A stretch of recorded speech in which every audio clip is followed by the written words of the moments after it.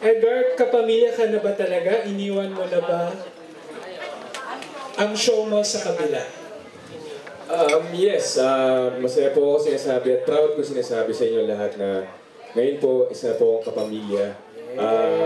Thank you ABS-CBN sa pagtanggap sa akin at sa show na to. Yung show sa kabila, iniwan ko na din po.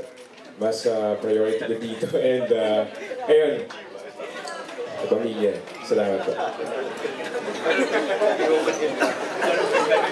Kumbaga, nag-expire naman na no? Yung parang, tapos na yung kanyang working contract doon sa kabila. Last year pa. Kaya galing kay Roldan yung question, no? Ano bang next question mo dyan? Ito gusto niya personal na. Ay, wow. Ayaw yung mga cue cards, ha? Okay, We have sige. a question from Alan Jones. Hello, hi Janela. Saan ba siya? Oo.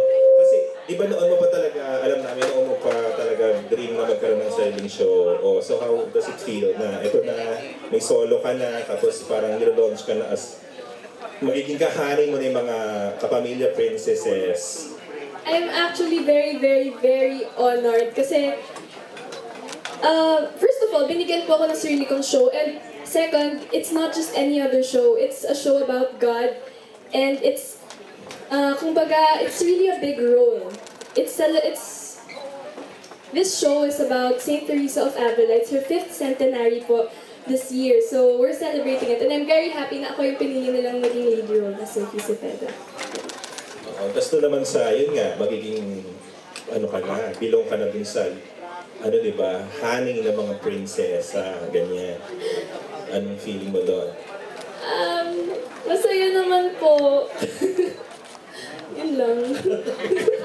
Sino si, ano? Walang masabi. Sino, binanggit mong saint? Sino siya? Saint Teresa of Avila po. Ano siya? Ano magiging connect niya sa story?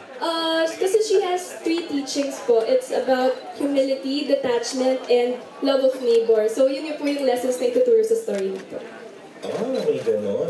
Tapos, tapos may God nga ito, di ba, Janela? So, ano pa to? Hindi naman ano yung mga bagets panoorin na may pagka-religious siya. Paano yung religious component, yung mga God na gano'n? Hindi po. It's gonna be in a very fun way. Parang God po will appear to me in different forms. Minsan, teenage God siya. Minsan, sa internet. So, interesting siya kung paano mag-a-appear si God. Alan, baka masagot ni Direk yan, ni Direk Ronnie. Yes, Direk Ronnie. Paano nyo ba ito pinresent in such a way na hindi siya preachy or...